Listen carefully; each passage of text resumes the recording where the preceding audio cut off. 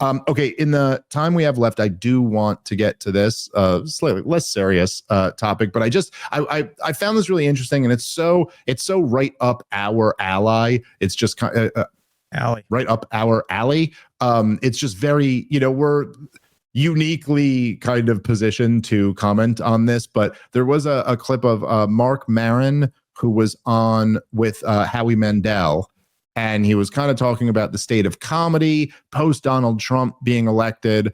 So I want to play this clip and kind of respond to it a little bit. I will just say, going into this, if people don't know, Marc Maron's a stand-up comedian. His podcast was, I think it was enormous for a while. What's it called? What the fuck WTF, was his podcast? WTF. WTF. With Marc Maron. That's right. So that was for a while there. I remember it was like him and Rogan were the two huge. It was like him, Rogan, Carolla. There were a lot of when podcasting. It's not that they were the first generation of podcasters, but they were like the first generation of like giant podcasts that became huge and ended up being much bigger than TV shows or anything in kind of like the corporate world. So anyway, he was on and he was talking about the state of comedy and kind of anti-woke comedy. I just, honestly, just to preface this, I will just say I have no anti-Marc Maron bias at all. Marc Maron, I always thought of as like, first off, he's a funny comedian, and funny comedians are like, to me, always on team funny comedians. Like I really enjoy good stand-up comedy, and I don't really care what your political views are. I like people who are good at writing jokes. And then aside from that, he was really helpful to my good friend Nate Bargatze when he was first coming up in his career, and like had him opening for him when Marc Maron was huge and Nate was just starting to get traction, and that was a big deal for Nate at the time. And so I'm always just grateful to people who help out people I love. So like I don't come at this from a perspective of having any animosity toward Marc Maron. I just thought that it was interesting to hear like the other side's perspective, like a comedian who's kind of sad that the woke trend is over and the anti-woke trend has begun amongst comedians or whatever. And that to me was just kind of interesting to break this down. But anything you want to say before we play the clip, Rob, or should we go right into it? I think that's a fair enough introduction. All right, let's play Marc Maron here. At this point, it's lazy and sloppy and hackneyed. To be in a fucking club where, I'm walking down the hall at the comedy club, and, in one room, someone's doing their bit about trans people. And then I get down the hall and there's someone on stage going, well, I guess I got to do my bit about trans people. Like, no, you don't. You don't. It's hack now. I mean, you guys got the freedom you wanted. You can now say whatever you want.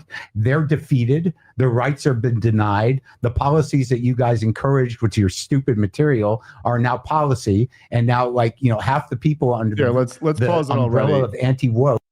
For a second. I just first of all, I can understand kind of in a way, it's hard within the comedy world particularly, and a lot of this just is because of the kind of the juggernauts of podcasting, like the people who have just become the biggest in the podcasting space, which just happens to be the thing that's blowing up right now, and that's where the biggest audiences are, and so those are the biggest comedians. But the guys like Rogan and Tim Dillon and Andrew Schultz and Theo Vaughn and like a lot of these guys who are just so big, were really kind of pushed back hard against the woke culture, and I would argue heroically and very importantly. But it's a weird thing to be in a spot like the woke. It's hard to overstate. Woke comedy was so on top in like 2017, 2018, 2019 that you can hear the frustration in him. Being like, why are we so on the bottom now? Like, we literally went from being the dominant cultural view to being the punchline. Everybody's just making fun of us.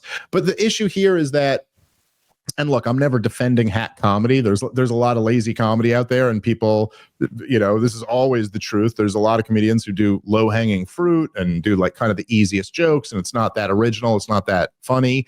But it seems to me like Marc Maron isn't even listening to the jokes. He's just like, oh, I walked into a room and he's joking about trans and he's joking about trans. And as a brilliant comedian once told me, there's no hack premises, only hack punchlines. And it doesn't matter if you could take a topic that's been done by 100,000 comedians and you could make it your own and make it hilarious. And that's, so it's like, I don't know, what did they do with the joke, Mark? You know? And the other thing is like, I don't know, dude, transgenderism is inherently a kind of funny topic. And I don't see why you couldn't admit that even if you're trans yourself or someone you love is trans. It's kind of a funny topic. And so, yeah, people are free to make jokes about it. I don't know. Any thoughts on this opening, Rob? Well, I would just, this is the autism in me, but I'd love to know what government policy he thinks was influenced by comedians and what rights he feels are lost by trans people that and that comedians are making worse. I like what exact is he defending? That children should have more access to what he views as healthcare and we view as child abuse? Is he viewing that women should be in men's sports and that's their right? Is he saying that all of us should contribute more on our healthcare policies, that there should be more life-altering surgeries for what other people might deem to be mental illness and not actually helpful to the individuals who are going through a trans dilemma? Listen, I'm all for freedom. Go live your life. Go be as trans as you'd like to be. I do not care. And I've made jokes about the topic, but most of my jokes about the topic were kind of from the angle of the women in sports that I think is unfair, or the fact that we're bringing this to kids I think is a disaster. And listen, I don't even think, comedy needs to have a point of view or perspective. It just needs to be funny. But I'll just say that the jokes that I made were, rooted in that point of view. But like, I don't know, this to me and fighting word, but it's like this bitchy thing of pretending like there's some sort of a tragic outcome because of, or that people are like, what exactly is your perspective? What are you advocating for here that you actually think comedians are taking away from somebody? Because I don't think there's something there. I don't actually think there's even a defensible position here, but he's like lording it like, oh, I'm the nicest person in the room and I'm the guy with compassion, and all these hacks out there who are making these easy jokes where you've already had your victory party of the meanness that you've projected on. And it's like, no one here I think is being mean. I think they thought it was psychotic that this was being brought to kids and that it was child abuse, and we needed to push back about it. We thought that Look, that's exactly right. And it's always kind of like assumed on with these left-wing types argue. It's always just assumed that they're the good guy and you're the bad guy. And they never actually have to argue why they're the good guy and you're the bad guy. It's just like, that's premise number one that we're starting with. And then on top of that, we can just sprinkle in claims about rights willy-nilly without ever having to explain. Like, I'm sorry, but like there's, in every state, in every town in America, everybody has the right to be transgender. Like you have the right to do that. Nobody's taken away like a natural human right from transgender people. There are issues that have very little to do with rights. Like it's the idea that like you don't have a right to compete on the women's team. Like you don't, in the same way, I don't have a right to compete on the women's team. Like I don't, when I was in high school, I played on the boys basketball team. I didn't have a right to go play on the girls team. So again, it's like you're building in an assumption there that transgender people like should be allowed. But then you might ask the question like, well, why don't I have the right? Why don't I have the right to play on the girls team when I was an 18-year-old in high school? Well, because I'm a guy.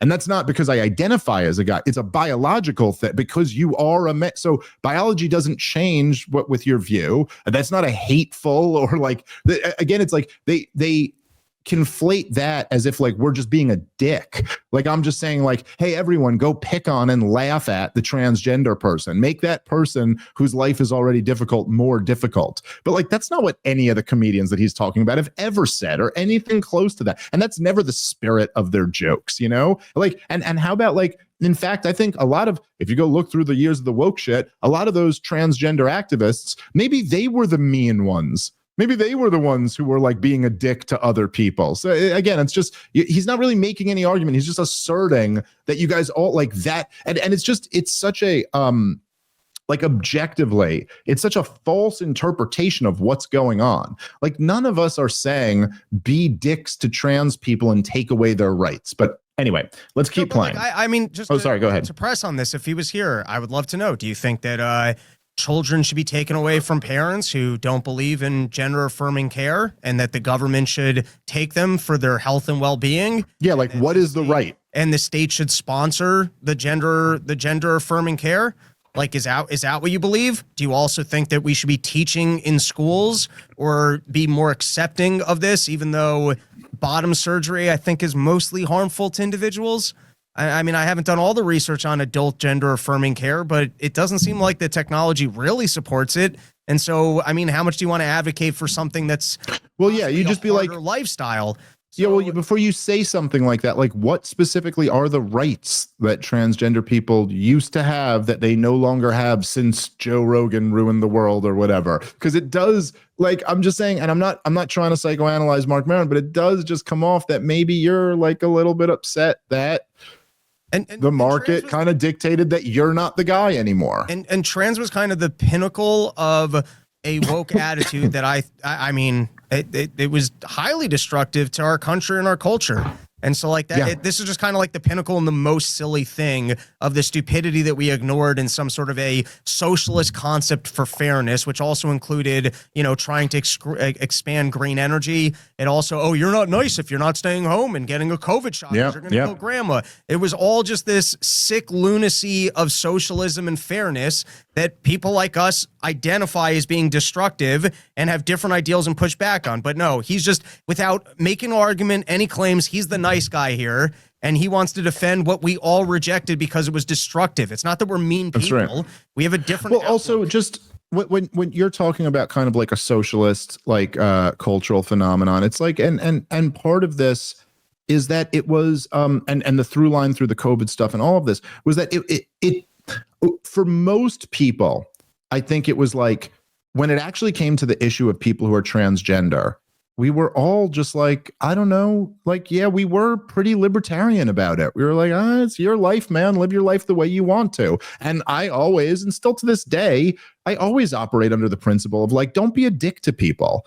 I've met lots of trans people. I'm always, I don't know, I treat them like people, like everybody else, celebrate it. And we're not mean for not celebrating it. But what really, I think what really started to bother people was the demand for like conformity on it, and the demand that you can't even think, you can't tell the truth, what you think is the truth. So like it would start as being like, hey, there are people who are born a guy but identify as a woman, or vice versa, or whatever. And you go, oh, okay, well, they have a right to live their life the way they want to. They should be treated with decency just like everybody else, Let's not make anybody's life more hard. Let's have compassion for all people, okay? And then they go, trans women are women. And you're like, well, I mean, I don't know if I'd exactly say that. And they go, bigot, you're a horrible person. And you're like, well, wait a minute, hold on. Like, I'm not, you can't insist that I deny biological realities and then call me a Nazi if I refuse to, like that. And then they started bringing it to children. And then the reaction from that was more like, I will fucking kill you if you come near my children, and fuck all this shit, and fuck you. And by the way, you're not a woman, you're a man. And that's where that snapback came, where it was just like the culture was like, no, we're not playing these games if you're talking about like confusing and abusing children. Like that's just not, that is a red line for decent people. And so that, anyway, that's closer to the reality of the situation. But let's hear the rest. Wanting an open border, for not loving Biden's wars, for not loving an Inflation Reduction Act, for not liking a green energy policy, and for not all getting behind pretending like Kamala Harris was a coherent individual.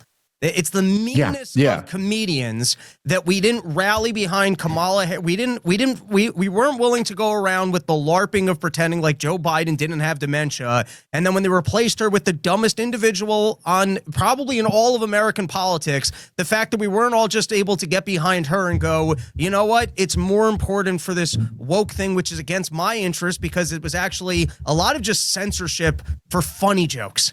There was a lot of just censorship for. Well, let's get back to the clip because he's going to talk more specifically about that. But so save that thought. But here, let's keep playing.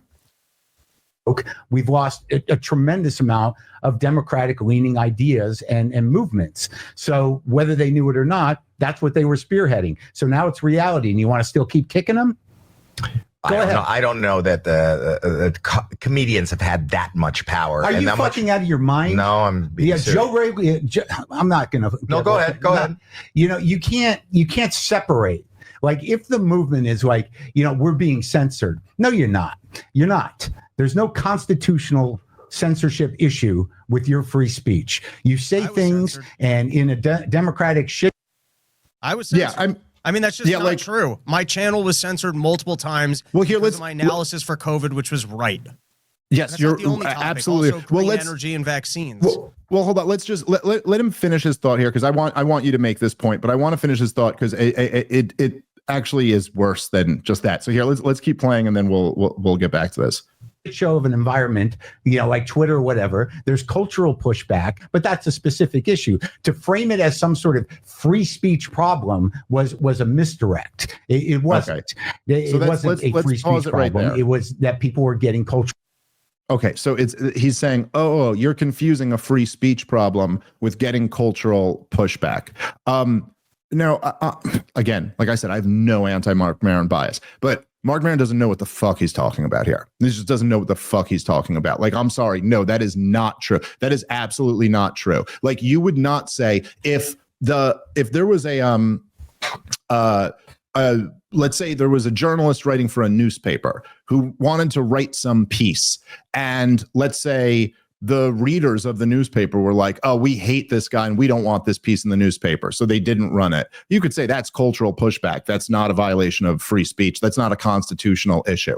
But if the government hauled the head of that newspaper before Congress and threatened them for publishing this reporter's article, and then the government had a back channel with the newspaper where it was working on which journalist should be published and which one shouldn't, that is a constitutional issue. That is a First Amendment issue. And that's exactly what was happening with YouTube and Facebook and Twitter. And we've got this all confirmed. So that is just bullshit. I'm sorry. And by the way, you can watch for yourself the testimony when they called in all of the heads of the big tech companies and made them testify under oath. And the Congress just threatened them up and down, threatened them about getting rid of what they deemed as misinformation and all this stuff. And then, of course, you could look at the Twitter files or the Facebook files. I mean, this stuff is not like, this is out in the open. So it absolutely was. But then I also, separate from that, even if you want to say,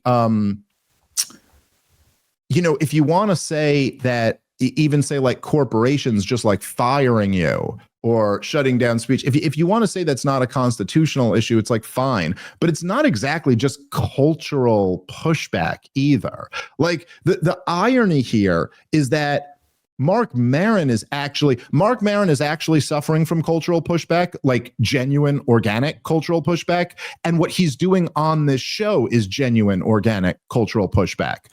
This is organic pushback against what Joe Rogan and these guys are saying with Howie Mandel. The problem is everyone's just going to laugh at you and tune out. You could say that Joe Rogan was spearheading this movement, but dude, you were right there with him. You were spearheading your own movement. You lost the argument.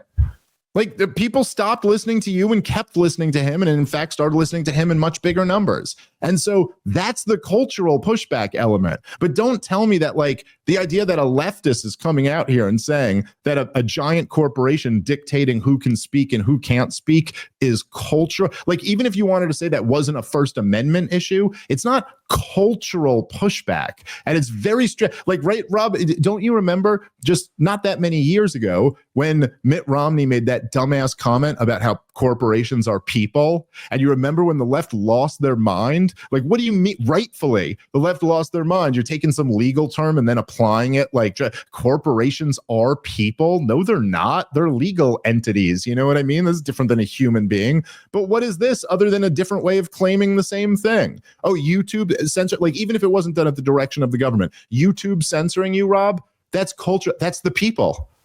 That's the people censoring you. No, it's not. It's one corporate entity doing it, and one that happens to be in bed with the government. But even leaving that point aside, like, no, come on, dude. What comedian could stand up for that? What comedian could downplay that? You should if what you say is offensive, you get silenced. Marc Maron, you want to play that game?